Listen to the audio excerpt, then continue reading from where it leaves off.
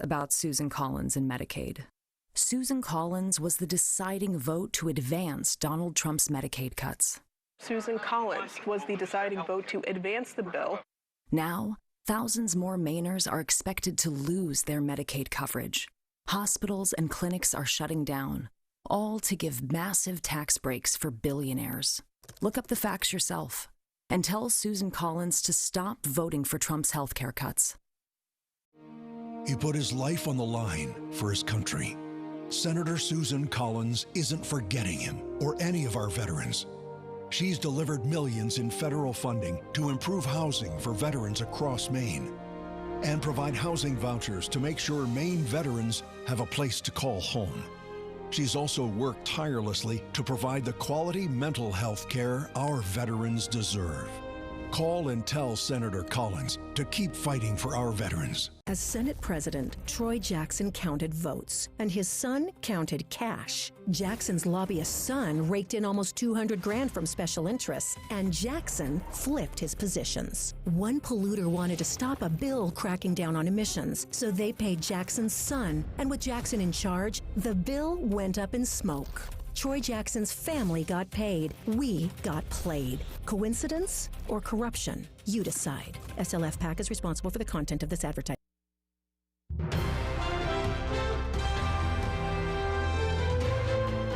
This is ABC 7 News at Noon. Vice President J.D. Vance is in Brewer. We will be going to that event live. Good afternoon. I'm Susan Farley. 2 juveniles are facing charges in connection with a string of vehicle and property thefts in Penobscot County. And word is spreading fast in Maine that ICE agents may be planning large-scale enforcement actions on farms and construction sites. Thank you for joining us. We'll have more on these and other stories coming up. First, let's check in with meteorologist Devin Biggs. Devin?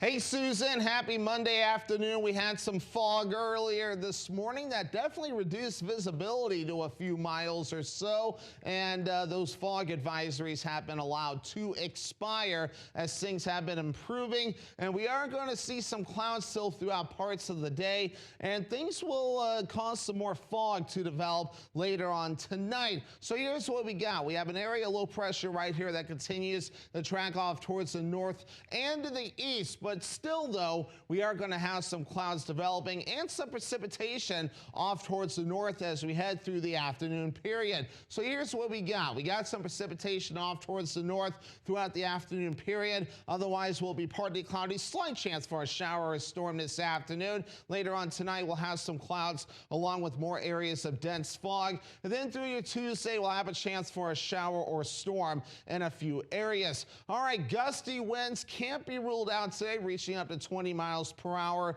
in a few areas. And of course, that will back off coming up later on tonight. And then once we head towards tomorrow, the winds not looking too bad at all. So for today, all right, an isolated storm, highs in the low 80s, south wind getting up to about 20 to 25 miles per hour at times. The hourly forecast moving forward, we'll have some clouds, an isolated storm possible, temperatures in the low 80s, and then cooling off. Your full 5-day forecast is coming up. Susan?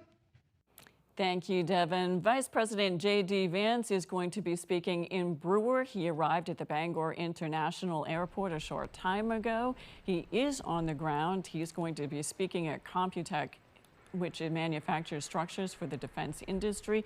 It is his second visit to the Bangor area this year. As we mentioned, he is going to be speaking at Computech, and we are going live to that event.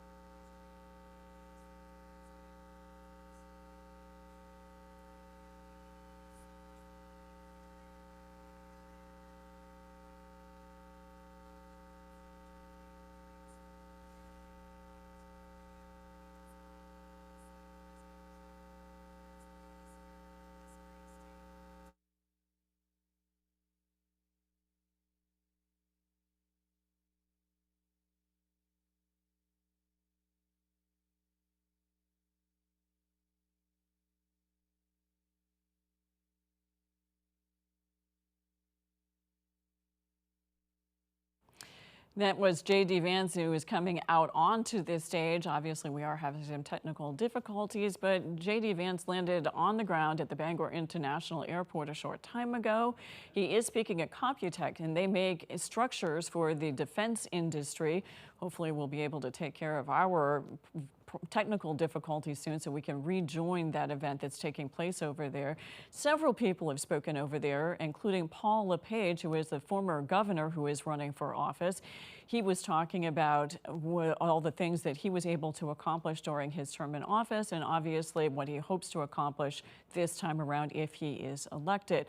J.D. Vance is expected to speak about defending our future, which is on the banners that are there at the Computech Industries, and also probably his support for Paul LePage. And we hope to be rejoining that soon.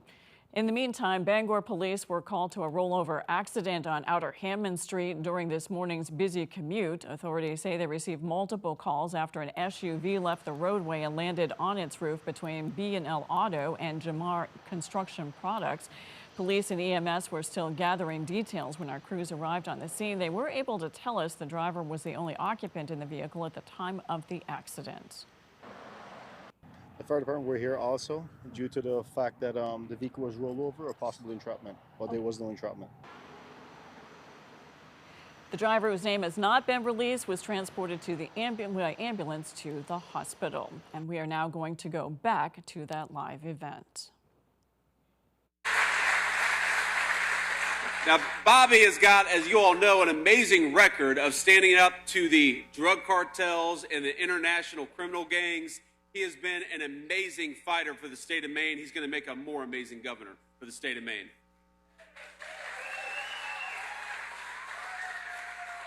And of course, the second shout out I got to give is to my dear friend Susan Collins, the senator for Maine. Thank you. Now, whenever I'm in the great state of Maine, which is one of my favorite states, it's beautiful, it's got hardworking people, amazing industries. I love a state like Maine, which has got this incredible natural beauty, but is also a place of hardworking Americans. So I love to be here. And whenever I'm in Maine, I got to give Susan a little bit of crap. Because as you know, Susan is the most independent member of the United States Senate, and as the president of the United States Senate, she sometimes makes my job just a little bit harder. But she makes it harder because she is coming to work every single day and fighting not for a political party or not for any abstraction. She comes to work every single day and she fights for the great people of Maine, and I've seen it. Susan has been, I'll tell you a little story about Susan. She has been to my house probably a half dozen times, the vice president's residence at the Naval Observatory, and I've never seen a person who is more attuned to the details of every single thing. She's always asking, what does this do for Maine? How is this good for Maine? How is this bad for Maine? And she tries to get as much good for this state out of Washington and as little bad out of Washington for this state, which, by the way, is a very hard job. But she does it an amazing job, and so please give it up to our very independent friend, Susan Collins.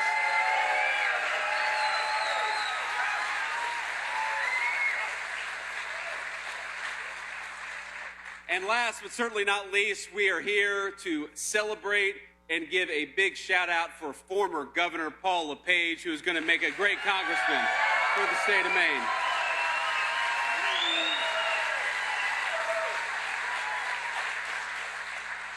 This guy is so much fun to be around, and his love for Maine is infectious. This is not a politician who punches the card. This is a guy who loves this state. And we got to remember, when he was the governor of this state, Maine went from a place that couldn't pay its own Medicare bills, Paul remembers this, to a state with huge budget surpluses. And Paul didn't just do that. Paul used those surpluses to do what? He cut your taxes, he tamped down on welfare fraud, and he eliminated the shortfalls that existed in Maine's pension system, while all at the same time protecting the most vulnerable members of this state. He stood up for you. He stood up for retirees. He stood up for the disabled. He stood up for every law-abiding citizen that required Maine's public services to function, but to function for the people who actually paid into them and actually need them. So take it from me. A guy like Paul LePage, he is not a go-along to get along politician. He is an independent-minded guy, but he is independent for you. There's one thing I know that Paul cares about, and that's fighting hard for his people every single day. We got to send Paul LePage to Congress.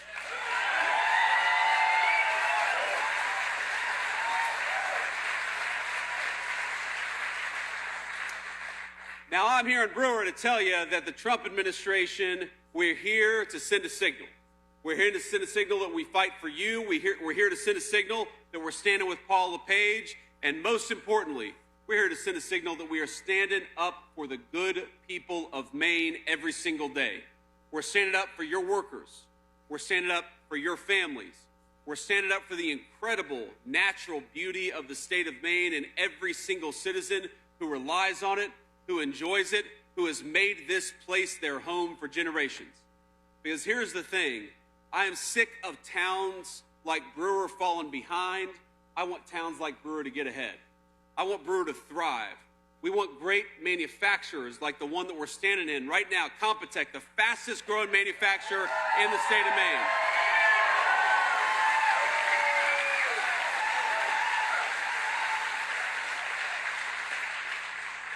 I want to reward companies like Compotech that invest in their workers rather than in trying to ship jobs overseas just to make a quick penny.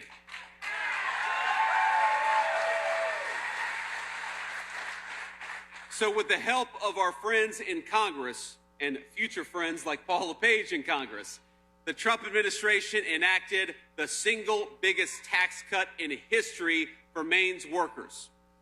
We brought down drug costs, Trump RX, and ensured that our nation's housing supply goes to citizens, not to private equity investors. And we provided historic tax relief for Maine parents and families.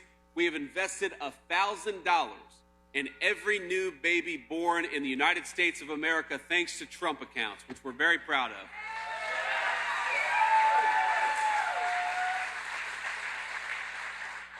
And as you all know, the Second Lady and I just welcomed about 5 weeks ago a beautiful fourth child, baby Alec. Thank you.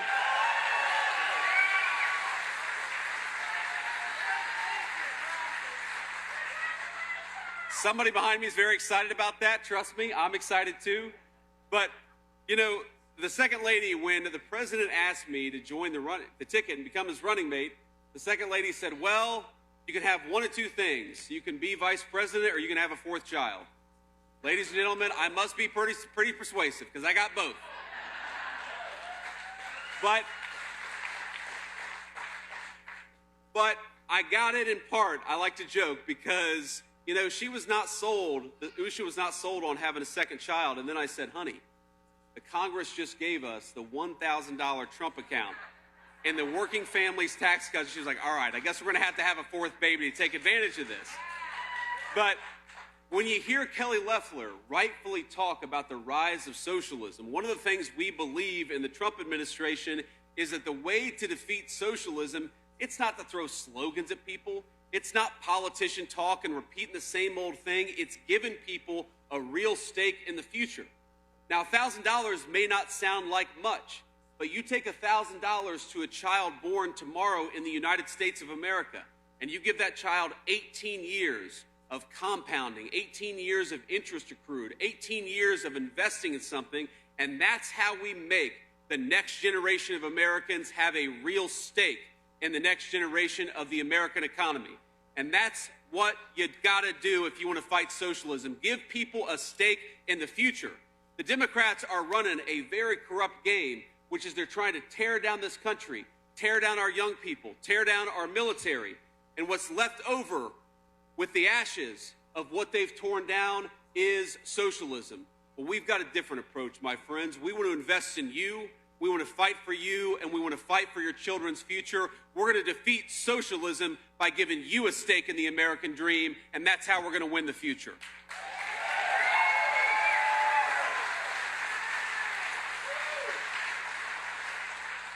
But I got to say that what we're doing it's not just a 2-year or even a 4-year process.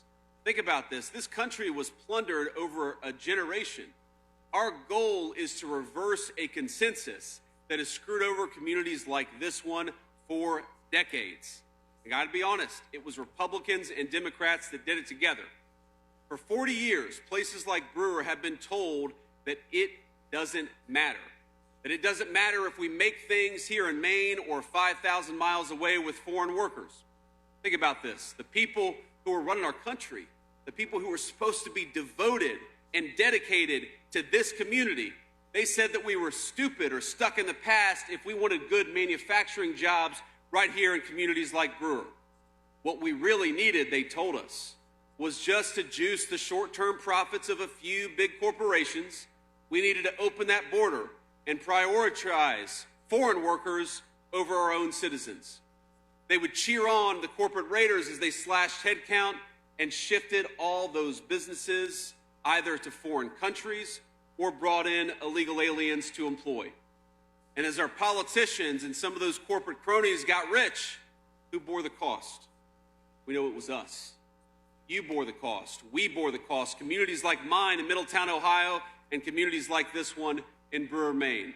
Men and women who built their lives around a factory or around the community that existed and was supported by that factory, they were left powerless. And they were left destitute when decisions by far-off politicians made this community poor so that a few people could earn a few quick bucks. And it wasn't just the businesses, my friend, it was the politicians. But just as it was a policy choice by people in Washington to let that happen to you and to your community, in 2024, Brewer made a new choice to reverse 40 years of American decline and send Donald J. Trump back to the White House.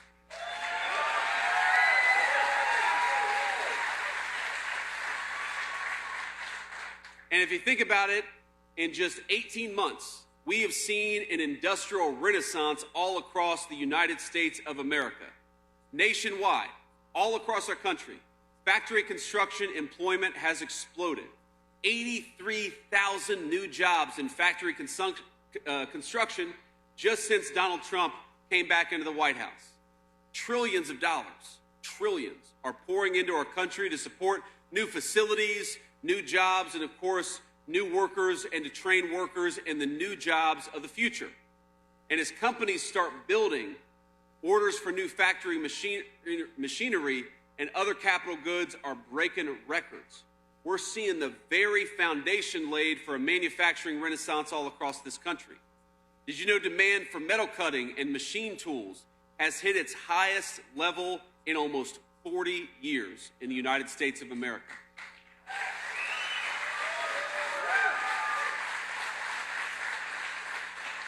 And all that construction, my friends, it's supporting, as Kelly said, an America First manufacturing boom, with last month's activity in the manufacturing sector reaching its highest level in years. We've created, in just 18 months, 29,000 new manufacturing jobs, and we've reversed years of wage decline where people were getting poorer. Now, finally, we're seeing wages up 4.2% just over the last year. And who are the beneficiaries? The workers at companies like Computech are reaping the benefits. Now, you don't have taxes on overtime. If you work a little bit harder, the federal government ought to keep its hand out of your pocket, and it is, thanks to the Working Families Tax Cut.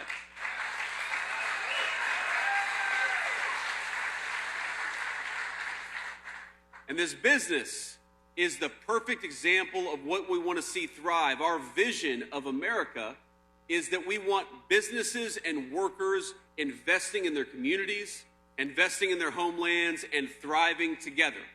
Where previous generations of Washington leadership would reward the people who are shipping factory jobs overseas, we are rewarding factories and manufacturers right here in Brewer, Maine, like Computech.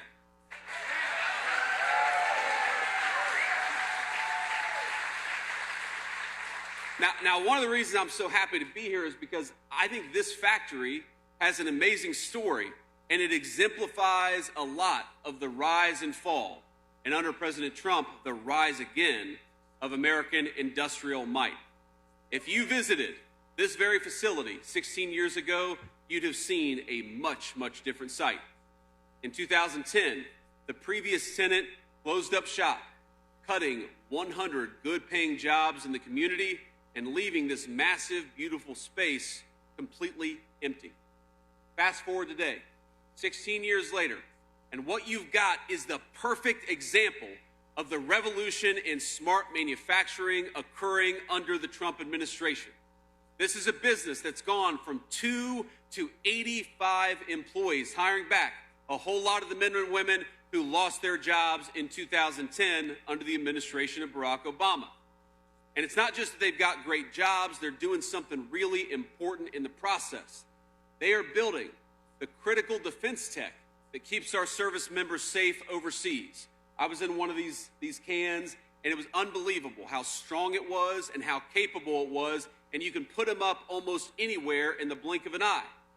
So they're not just working good jobs, they're not just making good wages, they're investing in their own community, and they're hiring local, and they're teaching technical skills to Mainers in the process. I want to give a special shout out to one of the very impressive people, Jamie Beers, who I believe is behind me. Jamie?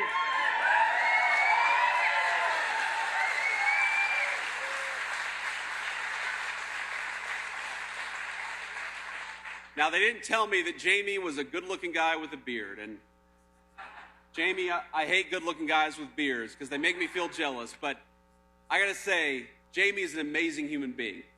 He's a maintenance manager here who worked his way through high school to learn his trade so he could take care of his 3 daughters. Now, Jamie is a real son of the state of Maine, having been born and raised in northern Maine. This is his home.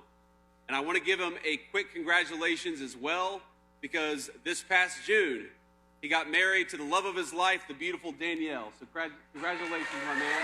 This is right there.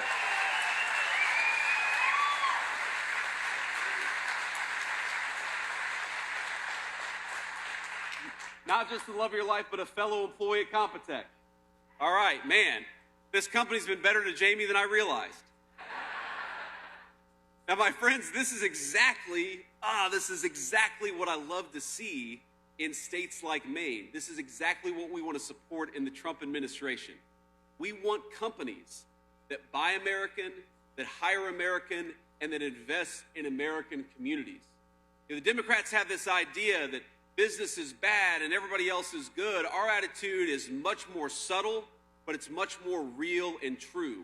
That if you're a business that's building in your backyard, if you're investing in your workers and trying to make a great American product, then we are on your side because you are on the side of American workers and American patriots.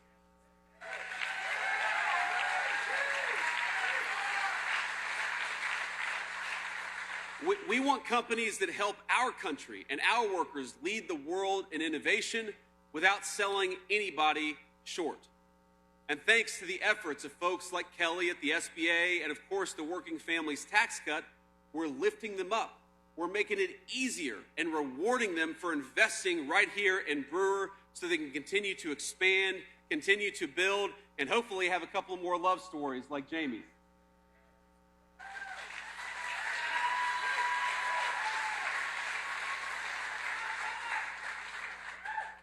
Now, our administration's policies. Is that really your brother? Okay. Well, God love you guys. This is a family affair. Our administration's policies, look, we've allowed manufacturers like Compotech, we've encouraged manufacturers like Compotech to invest more in tooling and then to get reimbursed for the training and the apprenticeships that they are actually working on and that their people are doing. We took action to allow our small businesses to worry less about ridiculous red tape that had been put in place by congressional Democrats. Here's the basic principle.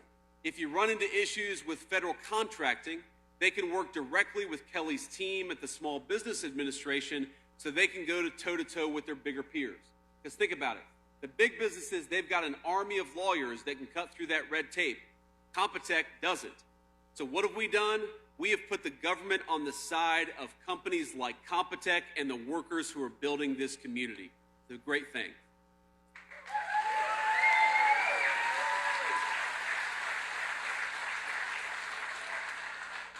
And when places like Brewer thrive, when Compotech thrives, they make our whole nation safer. But it also means good wages. It means stability and dignity for the men and women who work here. It means workers can raise their families. It means people can not suffer under financial stress, but can have the space to fall in love and spend a little bit of extra time with their families, maybe take a vacation. That's what this is really about, ladies and gentlemen. It's not about, you hear people talk about growth and the importance of growth. Why do we talk about those things? Because we want good jobs. We want dignity. We want the dignity of knowing that if you work hard and you build something, if you play by the rules, your country is going to have your back for a change. And work naturally, that's the only thing that is actually going to give people that real dignity. A welfare check is never going to replace a job. And we've got a choice in November. Do we want a party that provides good jobs or a party that provides a lot of welfare checks? I vote for good jobs. How about you?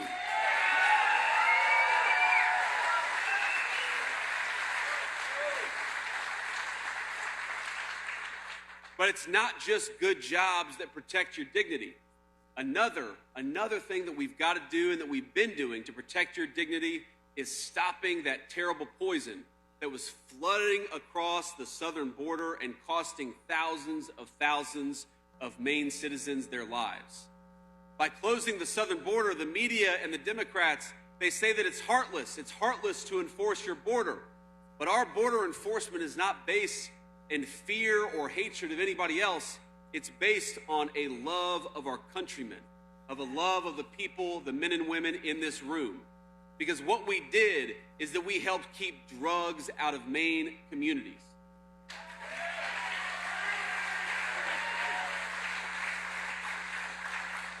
Don't take my word for it. Last year in 2025, did you know that overdoses in the state of Maine were down by 20%? And already in 2026, they're down by another 17%. We sealed the border, and that's what happened, my friends, and that's why we did it.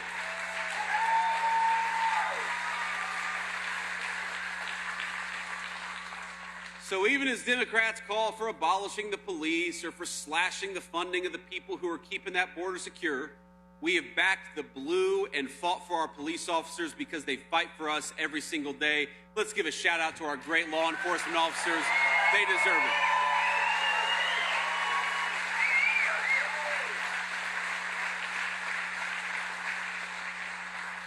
To our police officers, our sheriffs, and everybody else, our firefighters, we are never going to abandon the men and women who put their lives on the line to keep communities like this one safe. And because of their work, and because of our efforts to support them in Washington, America is undergoing one of the largest reductions in violent crime in the history of the United States of America. Did you know that homicides in this country plummeted to their lowest levels in 126 years? That's amazing. That's an incredible thing. Now, it's not rocket science. On the one hand, you back the blue, and on the other hand, we've deported thousands of violent predators, criminals, fraudsters, and other people who are making it harder for law-abiding citizens to live their lives. And it's not just the effect on crime. You know, I was always asked during the campaign, they'd say, what are the things that are causing housing prices to go up? And I'd say common sense, it's supply and demand. That if you bring in millions and millions of illegal aliens, you got to put them somewhere. And when you give them houses that ought go by right to American citizens, that's going to increase the cost of housing for everybody else. Well, it's 18 months, ladies and gentlemen, and the verdict is in. Where housing doubled under the leadership of Joe Biden, rents are falling for the first time in a decade under the leadership of Donald Trump, because we got people who shouldn't be here the hell out of our country. It's very simple.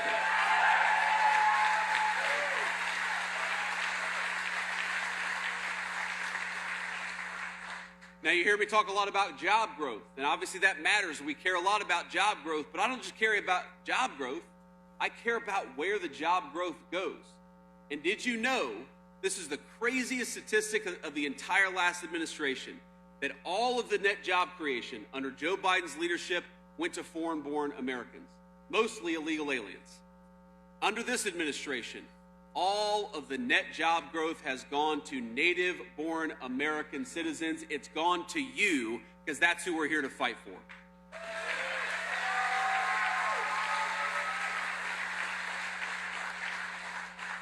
Now, we in the Trump administration, of course, joined by our good friend Paul LePage, we operate under a simple principle. The government exists to put you first. But who do the Democrats put first? Well, unfortunately, everybody else, not you. At every turn, the far left has opposed our work to put law-abiding American citizens first. They opposed our effort to cut your taxes. They opposed our effort to secure the border. They opposed our effort to support the police. And they opposed our effort to bring down those fentanyl overdoses. And unfortunately, I gotta say, Maine has been a perfect example of this, because as amazing as this community is, natural beauty, hardworking people, Maine has every single bit to be a recipe for success. But if we compare the last couple of years to when Paul LePage was governor, what do we see?